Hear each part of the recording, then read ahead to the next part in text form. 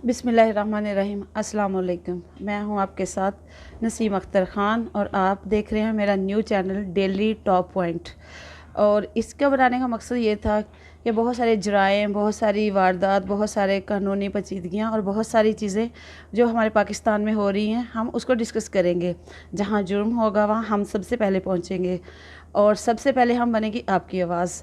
और आपके साथ आज हम शेयर करने जा रहे हैं जो हमारे पाकिस्तान में एक वबा फैली हुई है पीटीआई के कंसर्न। तो वहाँ जो जेल में जो सपोर्टर हैं, जेल में उनके साथ कैसा जो सलूक किया जाता है, उनके साथ कैसा जो है टार्चर होता है, किन किन मसाइल और मुसीबतों से गुजरते हैं। आज एक हमारे पीटीआई के वर्कर हमारे साथ मौजूद हैं। चूँकि उस्मान भाई अरेस्टेड थे पीटीआई वर्कर होने और कुरान की बेहुरमती के लिए जो एक रैली निकाली गई थी, उसमें ये उस प्रोटेक्शन में उसी प्रोटेस्ट में ये शामिल थे। इसकी वजह से इनको उठा लिया गया था इनके घर से। और जब इनको हम जेल में मिले तो हमने इनके हालात देखे और आज इनकी ज़ुबानी जानते हैं कि इनके साथ वो वहाँ क्या मामलात हुए और कितनी आसानियाँ और कितनी मुश्किलें सही। तो उस्मान भाई अस्सलाम वालेकुम। वालेकुम अस्सलाम रहमतुल्लाह। जी उस्मान भाई, आप जेल में थे और आपको 7 जुलाई के बाद अरेस्ट किया गया कुरान की बेहुरमती, जो कि कुरान हमारे सरों का ताज है। हम बीइंग मुस्लिम जो है हर चीज़ से गुजर जाने वाले हैं, तो आपको किस लिए पकड़ा गया? देखिए जी, मैं तो ज़मान पार्क से गया हूँ, मेरी फैमिली मेरे साथ थी, तो वहाँ पे हमें थोड़ी देर खड़े हुए, वहाँ पे आपसी मुलाकात हुई वहाँ पे हमारी।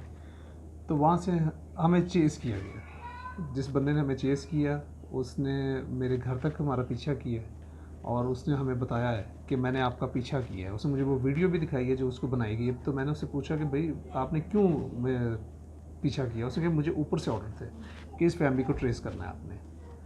अगले दिन उसने मुझे बकौल उस बंदे के उसने मुझे ये बताया है कि एसएचओ साहब भी यहाँ पे मौजूद रहे हैं और वेरी नेक्स्ट डे।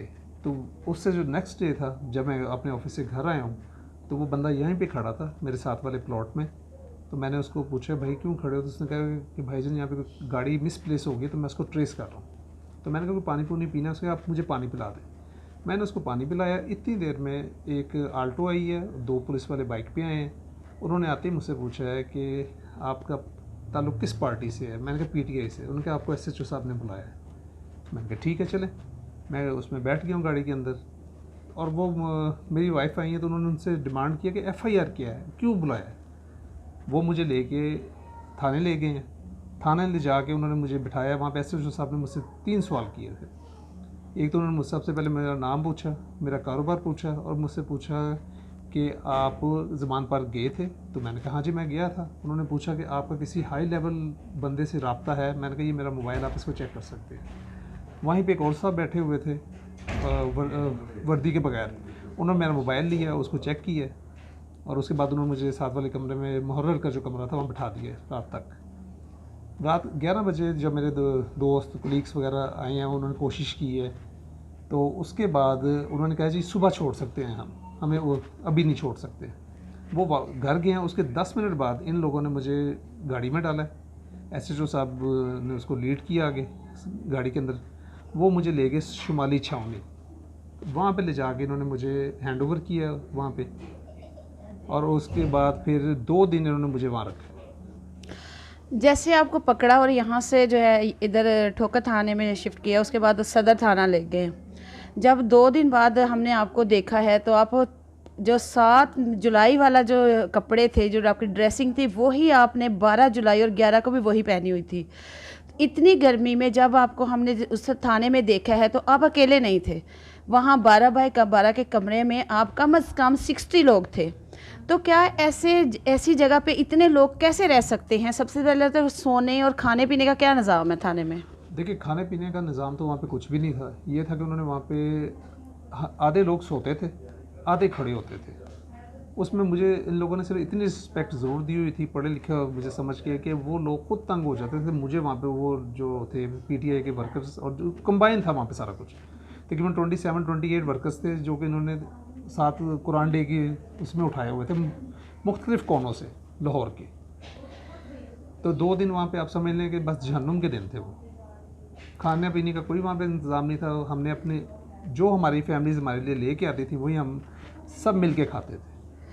जैसे पुलिस गर्दी पहले से जो है ना सुनते आए हैं और देखते आए हैं और लोगों के साथ होता है कि कोई कानून नहीं है पाकिस्तान में, हर चीज़ जो है ना दफन हो चुकी है, इंसानी हकूक़ तो बिल्कुल भी है ही नहीं ना। और कानून तो हमारा वैसे ही जो है ना वो शायद चाय वाय पीने गया है, जब आएगा देखेंगे। तो आपने क्या देखा कि पुलिस वाले जो हैं इंसानों की रिस्पेक्ट करते हैं, बीइंग इंसान। वो पार्टी से रिलेटेड चीज़ें नहीं हम पूछ रहे, सिर्फ हम पूछ रहे हैं कि बीइंग इंसान हमारे जो पुलिस वाले हैं, सिपाही, कांस्टेबल, उनका रवैया कैसा होता है आपसे?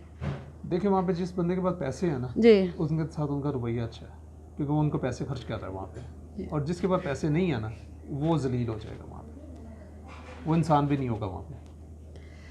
जैसे मैंने थाने में देखा, जब मैं आई विटनेस हूँ वहाँ की, मैंने थाने में देखा कि कूलर एक पड़ा हुआ था लेकिन उसमें पानी नहीं था। 60 और प्लस 62 रूम्स में लोग थे, पानी पीने को नहीं था, शदीद टेम्परेचर 46 43 टेम्परेचर था। तो क्या ये जो पुलिस वाले हैं लस्सी पी के सोते हैं, जिनको शर्म नहीं आती कि हमारे ये भी इंसान हमारे जैसे हैं, या इनकी वर्दी इनको कुछ करने नहीं देती? नहीं, बेस हो गए हुए हैं वो। एक्चुअली वो जो उनको अहकामात दिए जाते हैं ना, वो उसके ऊपर ही चलना है उन्होंने। उनको अगर वो कह देंगे कि इस बंदे को आपने उल्टा लटका देना है, उन्होंने उल्टा लटका देना है। और चाहे उनको पता है भी होगा कि ये बंदा बेगुनाह है, वो ऑर्डर के ऊपर चलेंगे बस। जैसे पीटीआई वर्कर बहुत जहाँ भी मिलते हैं उनको उठा लेते हैं, तो क्या इतने सारे लोगों को 60 लोगों को 12 बाय 12 के कमरे में क्या टॉर्चर भी किया जाता है, या मेंटल टॉर्चर किया जाता है, या ब्रेन वॉशिंग की जाती है कि पीटीआई छोड़ दें? ऐसा कोई सिलसिला होता है वहाँ पे? नहीं जी, ऐसा वैसा सिलसिला मैंने वहाँ पे कोई नहीं देखा, क्योंकि वहाँ पे जितने पुलिस वाले थे वो खुद पीटीआई के थे। यस।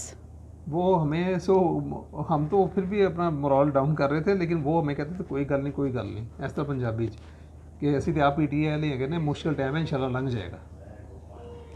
इतना जज्बा है लोगों में, कप्तान के माशाल्लाह से इतने फॉलोअर हैं। अगर कप्तान जिस चीज़ को हाथ लगाता है सोना बन जाता है, जिसको थूकता है वो मर मिट जाता है। तो क्या आप फ़ख्र नहीं समझते पीटीआई की तरफ से जेल में जाना? हाँ जी, फ़ख्र की बात तो है, लेकिन जो मुश्किलात वहाँ पे हमें पेश आई हैं ना, स्पेशली जो जेल में पेश आई हैं। लॉकअप तो ठीक है, वो तो वहाँ पे हमें मुलाकात हो जाती थी, हमारी फैमिलीज़ आ जाती थी, लेकिन जेल का जो जाके ना काफ़ी प्रॉब्लम्स हमें ज़्यादा होती हैं। अच्छा, पार्टी जो है हमारी पीटीआई की या आपकी पीटीआई की पार्टी जो समझ लें, या किसी को भी, किसी भी पार्टी के जो वर्कर हैं उनको टॉर्चर करना, हब्से बेजा में रखना विदाउट रीज़न, क्या ये सही है और पार्टी की तरफ से कोई सपोर्ट मिलती है? देखिए जी, हब्से बेजा में रखना तो बिल्कुल ही गलत चीज़ होती है। देखिए, अगर किसी ने कोई क्राइम भी कमिट किया है ना, तो वो इंसान है, उसकी भी एक लिमिट है कि आपने उसको कहाँ तक उसको सज़ा देनी है। यहाँ भी ये कि पार्टी की तरफ से देखें, मैं पार्टी का उस तरह का वर्कर तो नहीं था, मैं तो सिर्फ अपने बच्चों के साथ निकलता हूँ जब भी कोई ऐसी इवेंट होता है और मैं जाके खड़ा होता हूँ। ना मेरा हाई लेवल पे कोई लिंक है जिस तरह वो मुझसे जानना चाह रहे थे। लेकिन इसमें एक चीज़ ज़रूर थी कि खान साहब ने या उनके लॉयर्स ने या जिस तरह आप हैं, बहुत हेल्प की है हमारी। अगर हम बाहर हैं तो आप लोगों की हेल्प की वजह से हैं। हालाँकि आपकी हमारी पहली मुलाकात तभी हुई थी ज़मान पार्क में, उससे पहले तो ना मैं आपको जानता था ना आप मुझे जानती थी। मैं अपनी फैमिली के साथ वहाँ पे आया था, लेकिन अल्हम्दुलिल्लाह बहुत सपोर्ट की है खान साहब ने। इनको नाजरीन पकड़ा गया था, इनकी मैंने 7 जुलाई को ज़मान पार्क में एक वीडियो की थी। जिस दिन मैं वीडियो इंटरव्यू करके वहाँ से निकली हूँ, उसी शाम इनको उठा लिया गया है। इनको पीटीआई के हक़ में और कुरान पाक की बेहुरमती के हक़ में जो है ना रैली को जो है ना पार्टिसिपेट करने की जुर्म में पकड़ा गया था। तो क्या यह जो स्ट्राइक था कुरान की बेहुरमती का, यह हमारे लिए जो हमारा मुसलमान होने का हक़ था, क्या यह गलत था या हमें इस्तेमाल नहीं करना चाहिए? नहीं जी, बिल्कुल इस्तेमाल करना चाहिए। हम अकेले थोड़ी निकले थे, हमारे साथ और पार्टीज़ भी थी। उस दिन हम सारे जो नेशन थी वो यूनिटी के साथ निकले थी कुरान पाक के लिए। लेकिन उस दिन जो टारगेटेड लोग थे वो सिर्फ पीटीआई के थे। जो मेरे साथ वहाँ पे लॉकअप में बंद थे 27 लोग, वो पीटीआई के लोग थे जो इन्होंने मुख्तलिफ जगह से उठाए थे। अब अपने जो हमारे नौजवान, हमारे जो यूथ है, जो हमारे पीटीआई के वर्कर हैं, आप उनको क्या पैगाम देना चाहिए? क्या उनका हौसला टूट जाना चाहिए या हौसला बुलंद होना चाहिए?